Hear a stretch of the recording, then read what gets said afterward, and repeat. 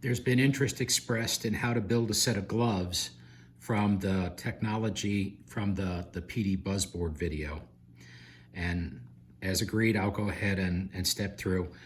These are the two kinds of gloves that my wife is currently using. This one is the easiest to build. This one provides the greatest mobility. When I'm looking at building a glove, I really look at four aspects. I want to see how much dexterity or mobility you have in the glove. I want to see how easy it is to use, and that's put on and put off and deal with day to day for the glove. I want to see what its maintainability is. The reality of this build is that the vibrating motors that I'm using, the manufacturer never conceived that these were ever going to be used for a Vibrotactile glove or board. So there's going to be a failure rate. I mean, you can look at the number of cycles on the motors and calculate how often they're going to likely fail if you believe the manufacturer. These were designed for telephones and pagers and that kind of thing. They may buzz dozens of times per day. We're initiating them a couple of times per second, so there's going to be a failure rate. So thus the maintainability, and then last, the durability. So these are the two that she's currently using. This is far and away the easiest to build. This does have the small controller. We do run these as independent, and in another video I'll talk to how to build this controller and how to use this same design to make gloves out of the PD Buzzboard controller. And then this design is using these individual finger cots, one per finger. Again, the same small controller, individual battery pack. This one is very easy to build because you're using a basically pre-built glove, and I'll walk through that. It's easy for her to get on and off by herself. So she can get this glove on without assistance. And everybody can get the first glove on. It's the second glove, right? These individuals, and I don't think you'll be able to see it, but I've written the finger number on each of them. And so this gets put onto the wrist. There's a wristband, and then these are put on the fingers. Again, same as before, 1, 2, 3, and 4. So those are the two sets of gloves that I've designed. I'll walk through how to build them, each of them, and talk through how to build them with this controller on, or if you're using the PD Buzzboard single controller to drive two sets of gloves.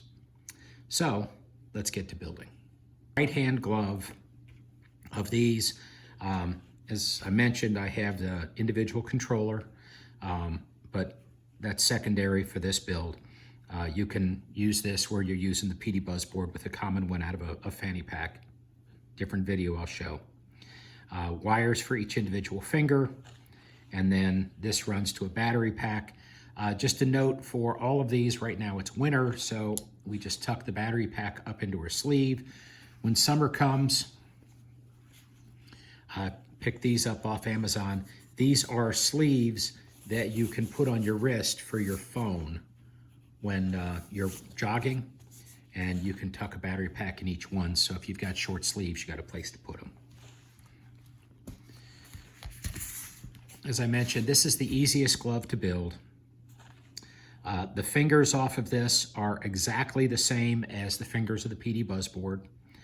And when these wear out, as these fingers need maintenance, I am going to reinforce these, and I'll show two ways of doing that. The nice thing about this one is you have the ability to get it on by yourself because it has a lot of structure to it. Okay, so how did this thing get built? So this is actually an archery glove from Dick's Sporting Goods. And if you're familiar with archery gloves, a standard archery glove has 3 fingers, and that's your standard off-the-shelf archery glove.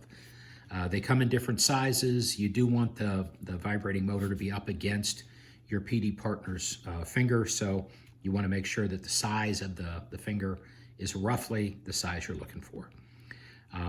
This is a picture of the packaging for these, and standard stuff. Again, I got these at Dick's Sporting Goods, but they're available from a large number of places. In order to make a pair of gloves, I got 3 of these sets of archery gloves.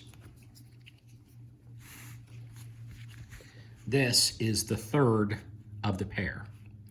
And so there were fingers to the right and the left. This is the center, and you can see I just used a pair of scissors and I cut them free. Once cut off, again, have your partner, because the little finger tends to be substantially shorter. Get them sized properly where this is, and this is just stitched on to hold it in place. All of this was done hand stitching. No one has ever voluntarily requested me to stitch anything for them. Even the kids only came to me when the mom or an aunt weren't available. But nonetheless, mechanically sound, not very pretty. So this is 1 1/3 gloves that I've taken the primary and added on a small finger. This controller has this terminal block on it. The terminal block comes as a strip. These are just regular electrical terminal blocks for home wiring. And what I've done is I've taken off of here 5 for fingers 1, 2, 3, and 4, and then I have a common for ground. I brought them all to a common ground. Again, these are the standard fingers.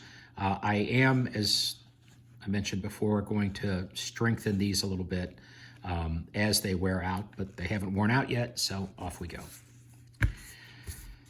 Okay, these are the same heat shrink fingers from the PD Buzzboard design. Let me find my wire cutters here. Okay, so the way these have been constructed, again, this is that standard heat shrink finger. What I've done is, and I'm going to take one of these off so I can show you.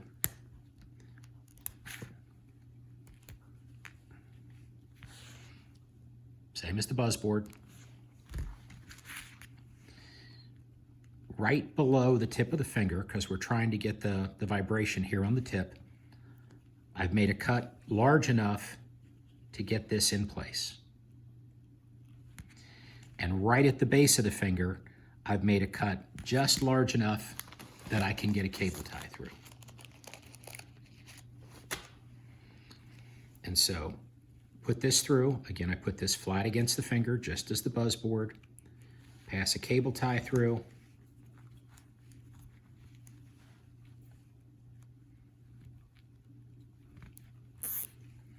And cinch it down nice and tight. Cut off the excess. Et voila, a glove. Now, since we're talking about gloves, we need to talk a little bit about wiring and what's called strain relief.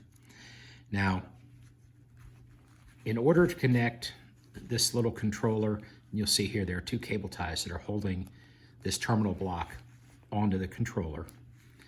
And then the controller itself is connected with a cable tie, you can see here. If I were using the Buzzboard controller, I would take this terminal block and I would connect it directly to the glove, okay? This does 2 things. One is maintainability. If I need to swap off one of the fingers, I remove this cable tie, I remove the cable tie from the finger that's causing an issue, unscrew the block, take it off, put it back on, put it back, and you're done. The other thing this does is when you are using the PD Buzzboard central controller out of a fanny pack, you have to deal with something called strain relief. And when you've got a cable such as the one running from a glove back to a fanny pack, it's going to get caught on things, it's going to get pulled, people are going to move their arms. There's going to be a lot of movement. And so in order to turn this into a glove off of that design, you bring the cable, we'll talk about that in a separate video, you bring it onto the glove itself, and then you'll need to cable tie it quite firmly here, because you want to make sure that whatever pulling is done on that cable, it's not transferred into the wires of this block. So the cable we're going to use is actually a regular Cat5, Cat6 cable, like for Ethernet, wiring up computers. And we're going to split our pairs out, so you've got 4 pair, 8 wires, good fit. And we'll do, again, one finger 1, 2, 3, and 4, and then bring all your ground to a common. So when you're making this as a common, you'll take this terminal block, you'll attach it, you'll bring your cable in, you want to cable tie it quite firmly, and then all of these that I do, I have a wristband on, and makes it easier to wear, gives me a place to attach things, gives me a place for strain relief. So that is the Archery glove. You say it's the easiest to make. It's quite stable because somebody else already made a glove for you. She is able to put on both the right and the left without assistance, because you can slide your fingers in and then you can just pull it up with the strap on the back and do Velcro. Again, the biggest issue I find in these is the dexterity is lost. I was working on a third design that was pretty similar to the Stanford design, and honestly, I stopped. I don't see, having gloves is nice, but having something the size of a shot glass on the end of each finger, you have no dexterity. So I'm not sure of the efficacy of this. This is small enough and light enough. She can turn pages to read a book. You can move around. She can hold and drink a cup of coffee. This finger is small enough to loop through the handle of a coffee cup.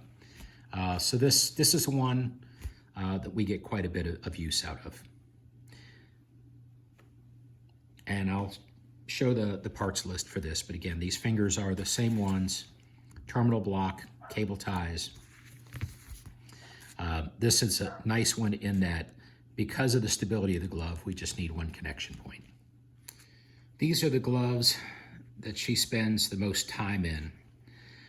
Again, we have the single microcontroller, separate video on how to build that one. This one does require soldering onto the circuit board itself, so a little more complex. These again are the fingers from the PD Buzzboard video, no change there. These are actually finger cots from, again, Amazon. Their purpose is for in the kitchen. They are cut resistant, so if you're doing a lot of cutting and slicing, etc., you can put these on your fingertips to keep yourself from cutting yourself. I've adapted them so that I can use them as the fingertips. Again, back to the I like mobility, ease of use, maintainability, and durability. You will see that there's no terminal block on this one. This one's about to be rebuilt, and it will get a terminal block on it. With the number of hours these things are running, there's going to be a fallout rate. This one requires that, here, I can take these off. These just provide some cover. These have connectors. This is soldered. The other glove, actually, these are all soldered on. It's fine. I don't mind soldering and heat shrinking, but it's a bit of maintenance when one of these things fails. We've only had a couple fail, but again, we're not really using these things the way they were designed, so there's going to be a dropout rate. So these are the finger cots. They're just pulled on. My hands are substantially larger than my partner's, so it's a little more. But even putting it on myself, you can see it takes a little bit of a tug. She can get the first one on, first hand on, but the second hand requires assistance. So unlike the Archery glove, this is one that requires some assistance. You need a friend. However, when she puts this glove on, we actually bring the wires up to the back of the hand, and my wife still works. While wearing this glove, she can type, she can run a mouse, she is able to hold a pencil or pen and write. And so this design allows her the greatest deal of mobility and flexibility. And for that, you sacrifice durability. As you see, these are exposed wires. This one is, as I mentioned, about to be rebuilt, and we'll step through how we're going to toughen this up a bit. But to recap, individual finger cots, the same finger as what was used in the PD Buzzboard. This one will get the terminal block. This has a small wristband. This will be replaced with a 2-inch wristband. This is okay, but I've got this battery pack connected, which makes it a little heavy and clunky. I'll take that off to show. So it tends to twist this around. And again, moving toward something a little more stable, I want some more strain relief as part of this. I will go through and show how these are connected. So this has been taken and I've stitched right here, right below that wide part of the motor, and just as it enters. Okay, so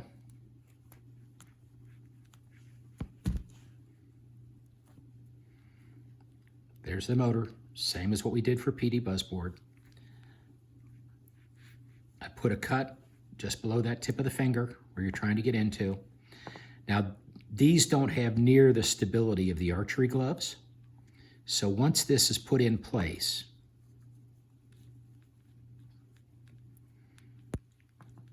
I need to stitch right here, right below that little knob that's made by the motor itself.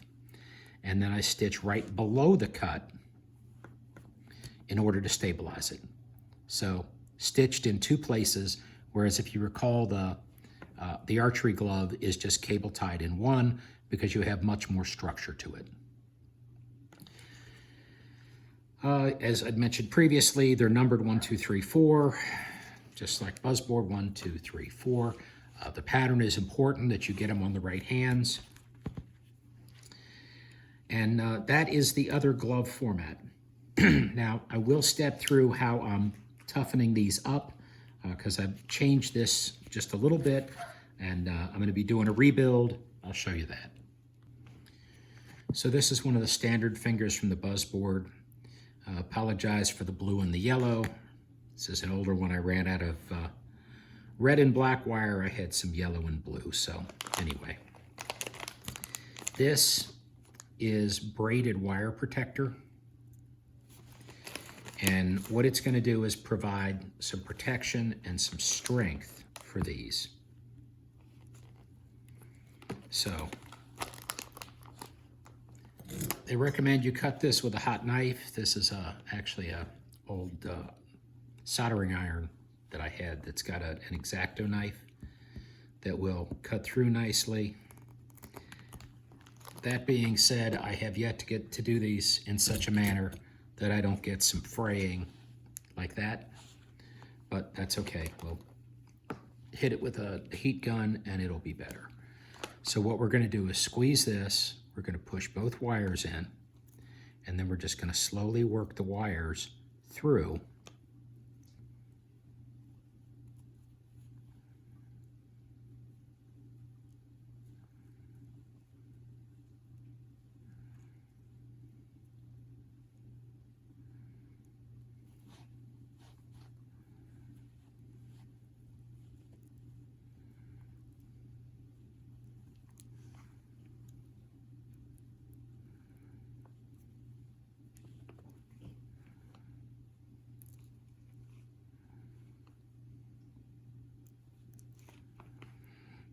And basically just pushing through this little snake of wire or a protector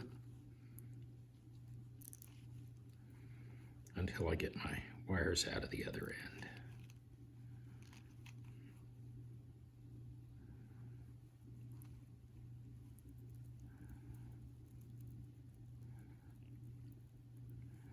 And I am wide open to suggestions of how to make this tidier, because I always end up with this bit of fraying on both ends, but I imagine as I do it more and more, I'll get better at it.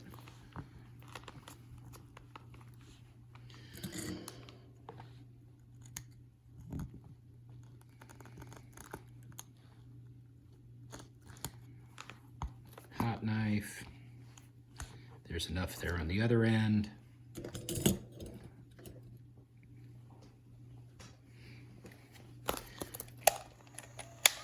And then I just use a heat gun to tidy it up a little bit so it doesn't fray anymore.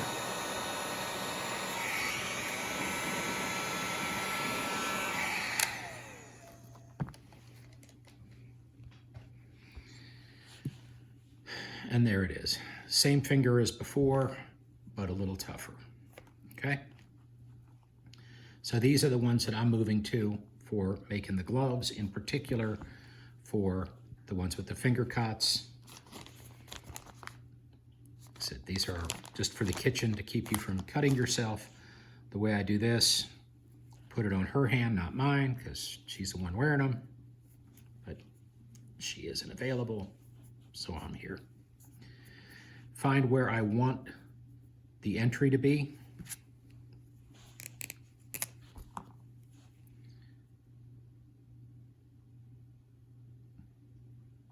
Mark it so I know where I'm cutting.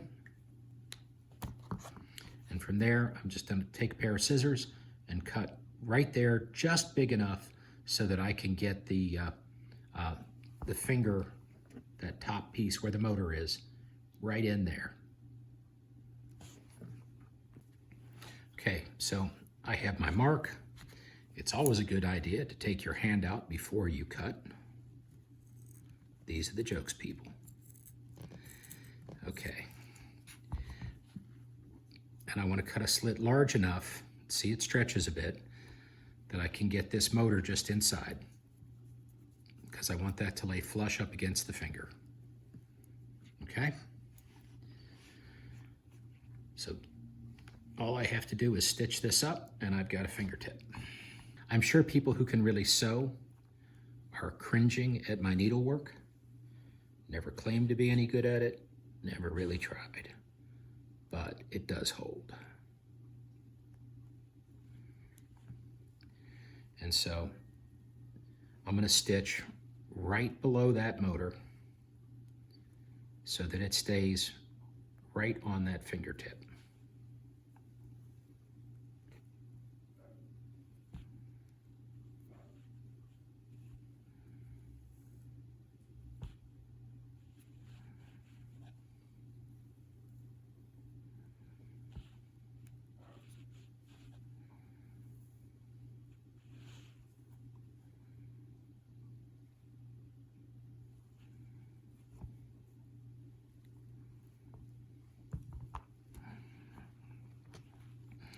Now that's going to hold it on the fingertip, but again, this glove, in quotes, it's barely a glove, really doesn't have much structure to it. So I'm also going to stitch right below the slit, because I want that motor to stay in place, but I also need to have some structure for this fingertip to support that the wire doesn't flop around too much. As I mentioned, these are the ones she spends the most time in. She really only does an hour plus an hour. She's not able to get the full 4 hours. She finds these make her hands cold, and while she can type and operate a mouse, etc., it's still not the same. So, but these allow her the greatest mobility and flexibility. Said even the archery gloves, she can drink coffee, etc. So they tend to be the morning shift, and these tend to be the afternoon work shift.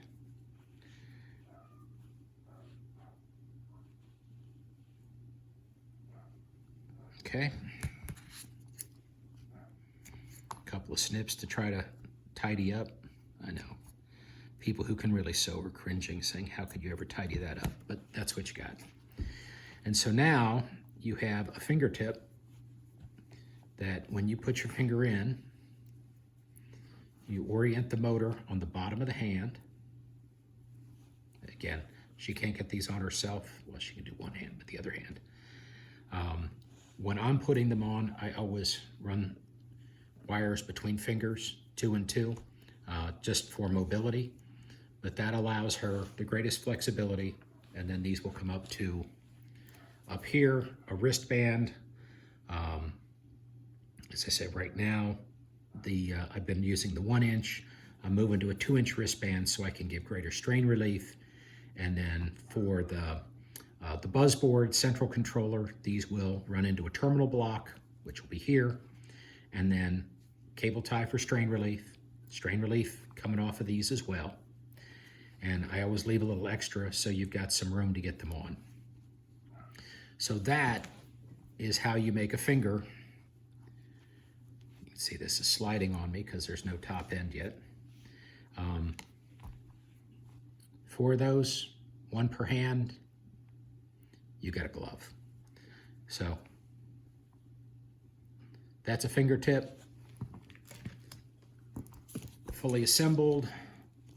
I do number them. These are easier to see. 1, 2, 3, and 4 to make sure that you're getting that proper order.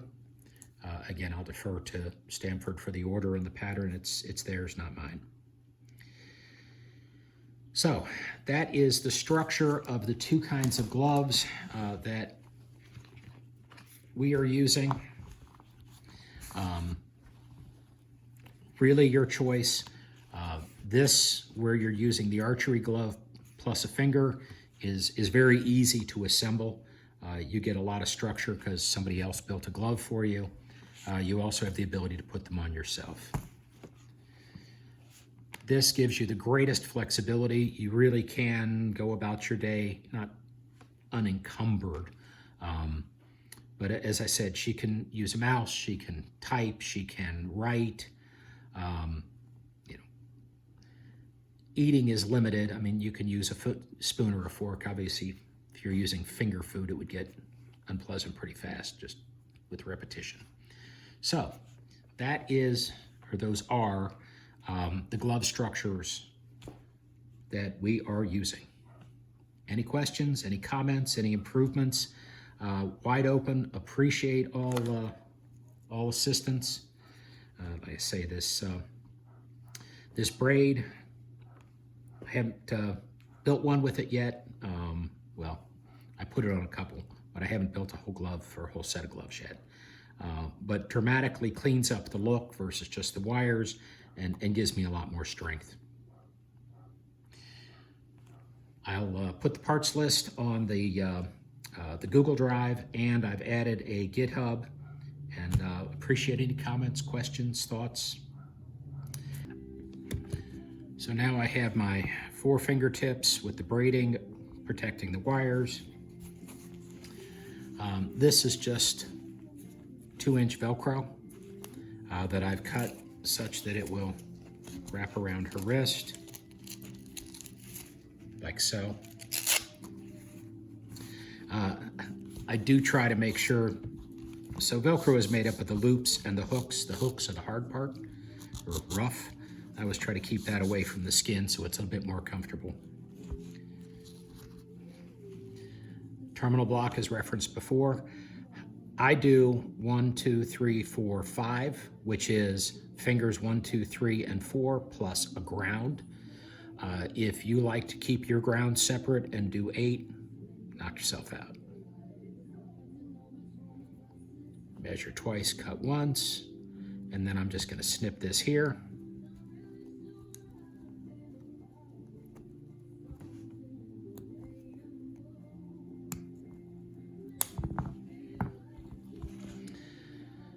And I'll do a little cleanup on this, but there is a 5 terminal block.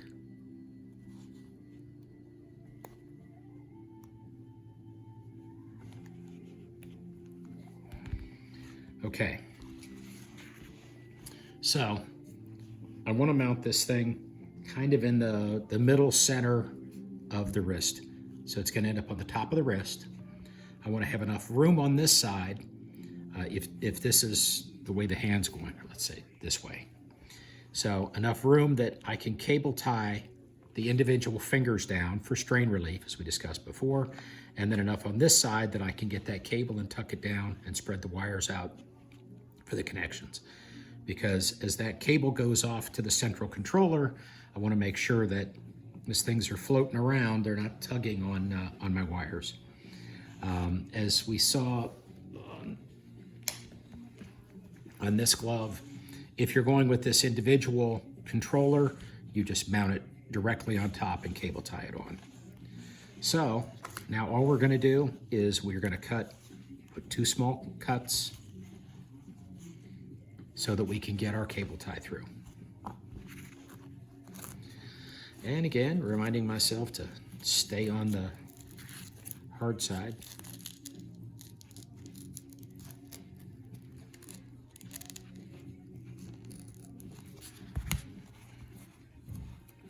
A note, it takes 2 cuts. You've got to have the cable tie go down and come up, right?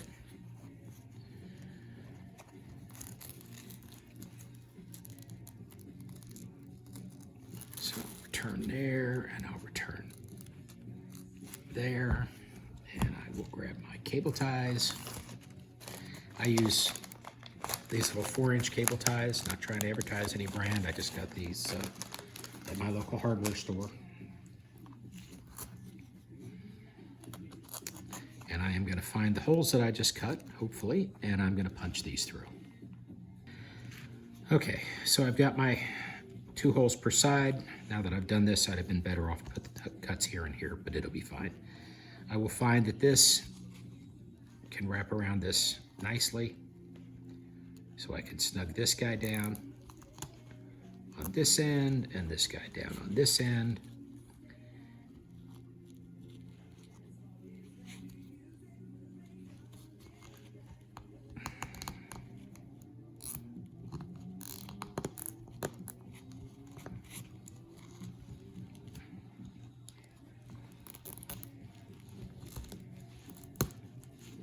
Okay, and now I have a terminal block. Well, there.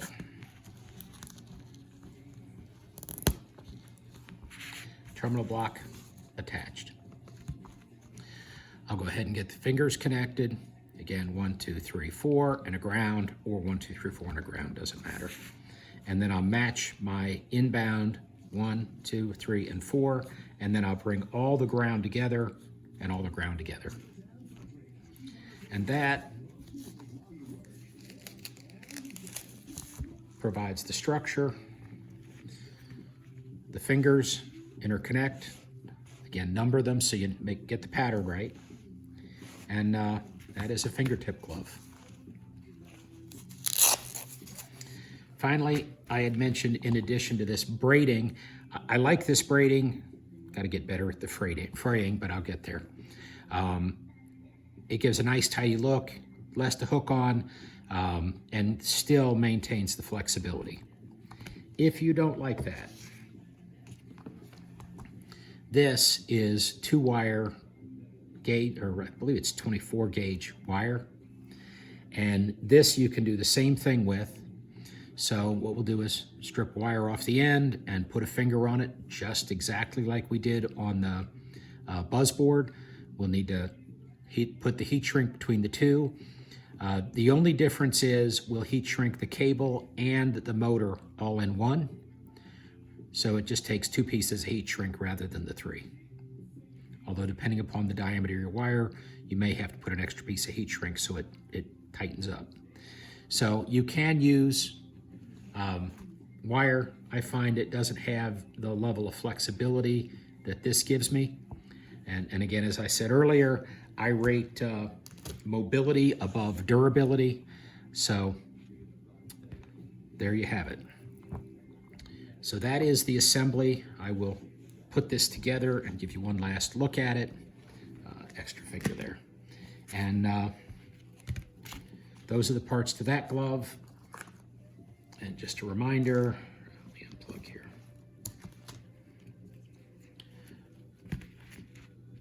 This is my other type of glove where I use the Archery glove. So let's get this put together. So now I'm going to take all of my blacks and wind them together. As I mentioned, I use a common ground. I don't split them up. Don't have a religious belief around it, but if you want to keep them separate, then you'll need eight sections to your terminal block rather than 5. So.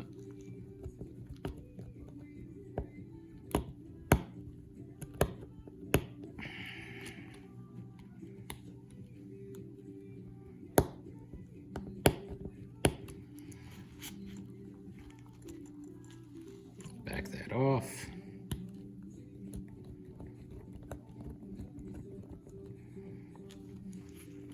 And that one's connected.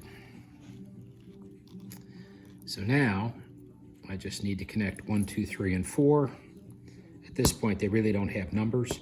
Once I bring the cables in the back, they will be assigned to fingers. But the reality is, well, it's easier if you keep a pattern.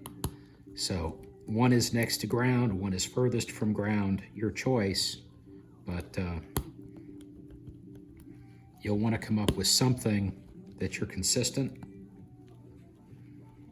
so that you don't have to be taking things apart, putting them back together all the time.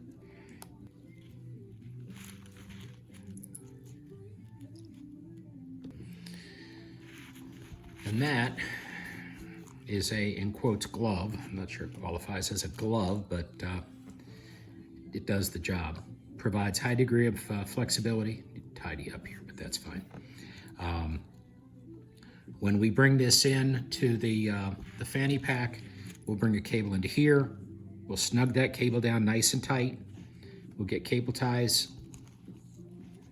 Oh, rats.